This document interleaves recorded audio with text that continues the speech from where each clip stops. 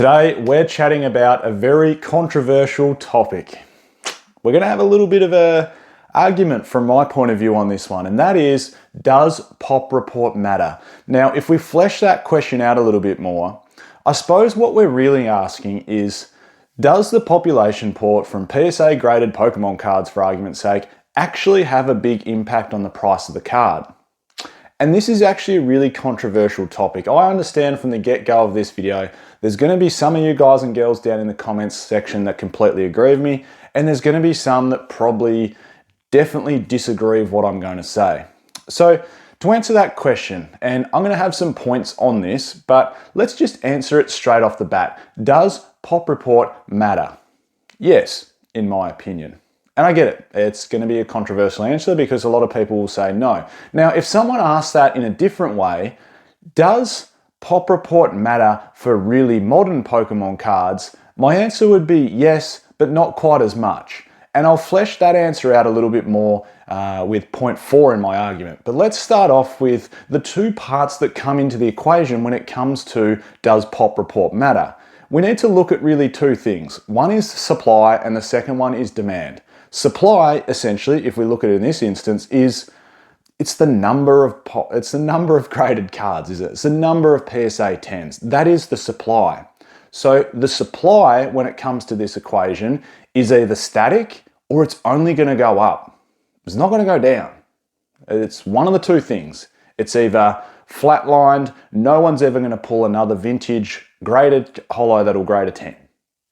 So it's either static or someone will open something up, they'll send it off to be graded and it grades a 10, therefore it increases the supply. So supply is either static or it's moving up. Demand, on the other hand, which is the second part of the equation when it comes to the overall price of a graded slab, that fluctuates like crazy. There is no way of measuring that. You can certainly measure the supply. It's written in stone. We know exactly how many PSA 10 graded copies there are of a card. The demand is a completely other beast. That's the one that we can't control. So here's my argument. I'm going to break it down into 4 points as to why pop report does matter when it comes to the price of cards. And my first point's a very basic one. I'm actually going to ask a question for point 1. My question is this. The most popular modern day card would arguably be Umbreon, the VMAX from Evolving Skies, the alternate art. And what a stunning Pokemon card. I'm not taking anything away from any Pokemon card in this video. It's simply just an opinion argument-based video. So here's a question for you.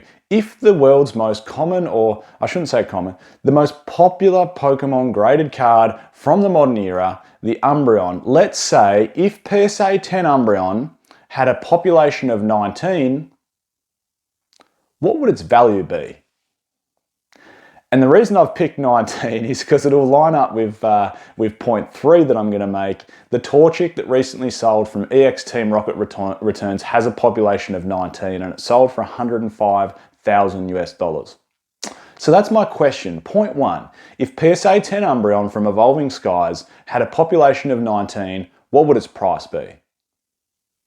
I think we can almost end the argument here, can't we? Because if you say, oh, pop report doesn't matter, well, it's like, hold on, what's Umbreon's PSA 10 price now? Is it 2.5, 3.5 grand, whatever it is up on the screen here? Imagine if it had a pop of 19. It's probably going to be $100,000 US card, just like the Torchic from EX Team Rocket Returns. Crazy, isn't it? When you think of it that way with that one simple question, it really gets you thinking. If you're a skeptic about whether pop report matters, if that question doesn't get you thinking, I'm not sure what will. Now here's the second one, and I touched on this when I did the overall sort of opening statement for this video, is that the demand wavers. And that's really, really important.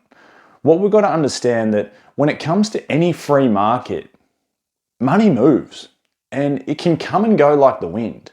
At the moment, there's plenty of demand for Gold Star Pokemon cards, as we saw with that amazing auction recently where all PSA 10 graded Gold Star Pokemon cards sold for over $1.2 million US. What a collection. Congratulations to the winner of that.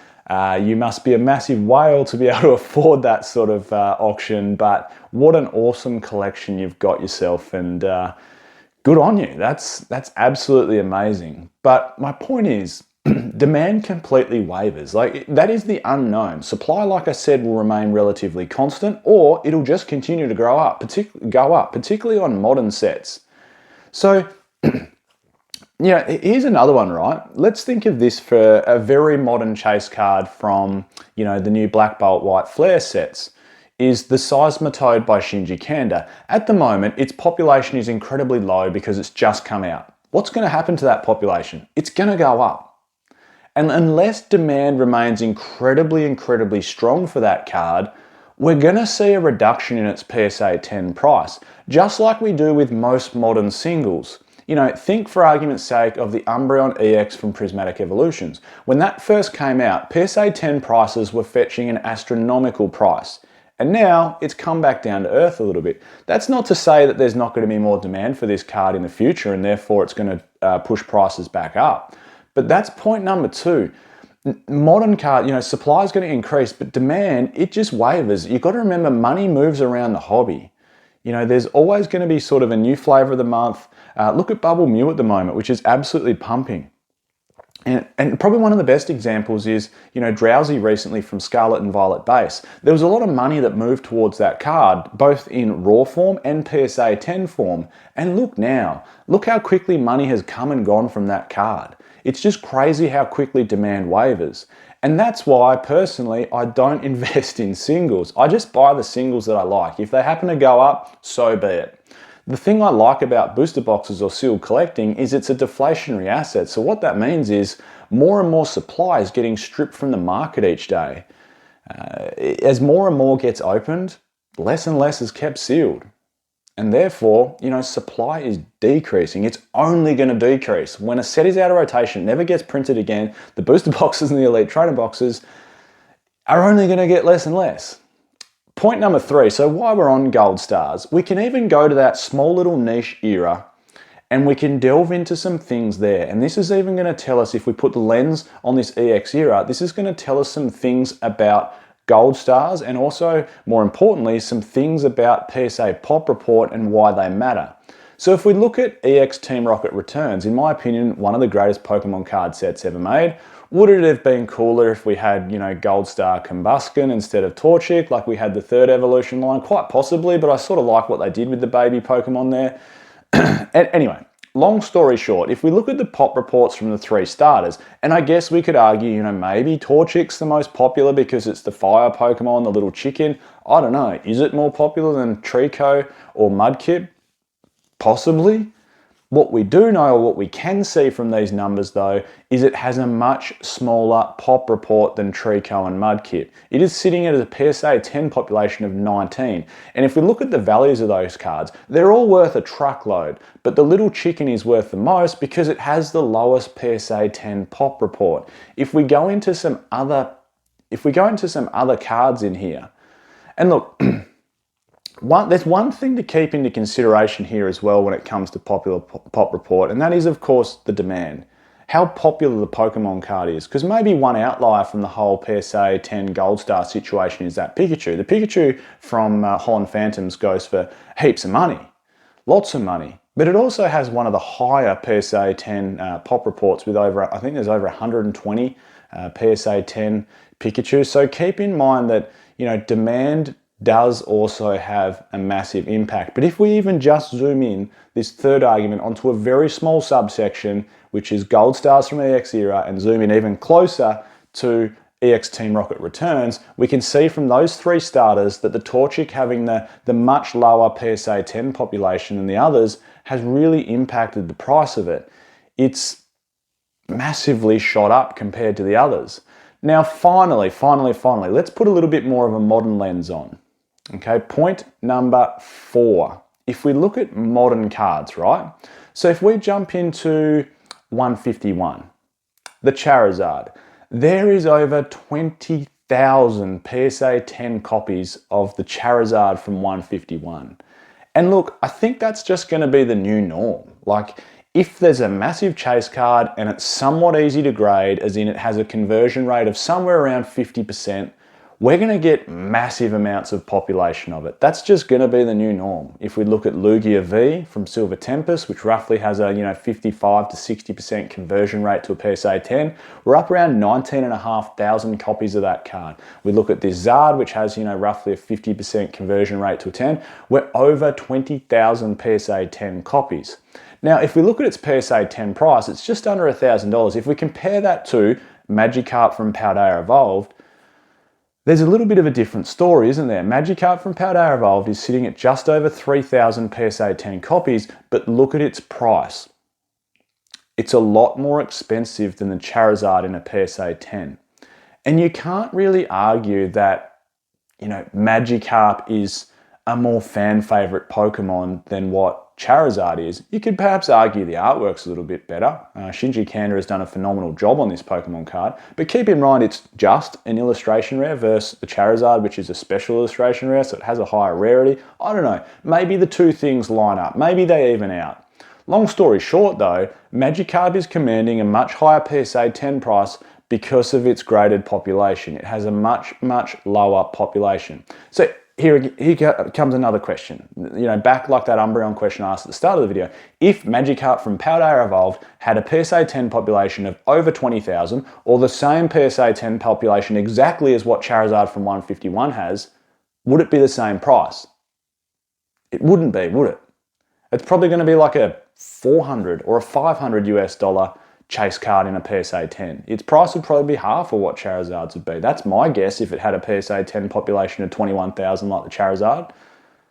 Well, there you go. Look, I know it's a touch of a controversial topic. Everyone's going to have their own opinions. Personally, it doesn't faze me. I'm not invested in any singles. I just collect what I like and so be it. But I do have an opinion, which is I don't think we can escape simple economics when it comes to supply and demand. But to finally touch on, I said, at the start that PSA 10 populations really matter, but they don't quite matter as much on modern chase cards. And that's the very reason which I've touched on. What you've got to understand from now on in, most modern chase cards, it's just going to have to be the norm, that they're going to have high PSA 10 populations. Unless they're drastically hard to grade with terrible gem rates, it's just going to be the new normal. We're just going to have to expect that. And, maybe a 3 to a 5,000 PSA 10 population is going to be a low population. And keep in mind, there's so much demand driven on modern chase cards at the moment. There's heaps of it. People want them. They're shiny, they're new, they're in rotation, whatever the reason might be. But again, keep in mind that demand can fluctuate. In 10 years' time, is there going to be 20,000 people that want a PSA 10 Charizard from 151? And that's where the price comes in. It's that price charting. It's 21,000 sellers need to convince 21,000 buyers. And I know not all of them are going to be on the market at the same time, but that's the price point. Whereas if you look at a Gold Star Torchic with such a low population of 19, as a holder of that card, you nearly control the price, don't you? Because it's so niche and it's so sought after because it has such a low population. They're the things we need to keep in mind. I would love to hear people's comments down below. I know there's going to be people that are going to disagree. That's perfectly fine. Everyone's entitled to their own opinion. But just answer yourself that question.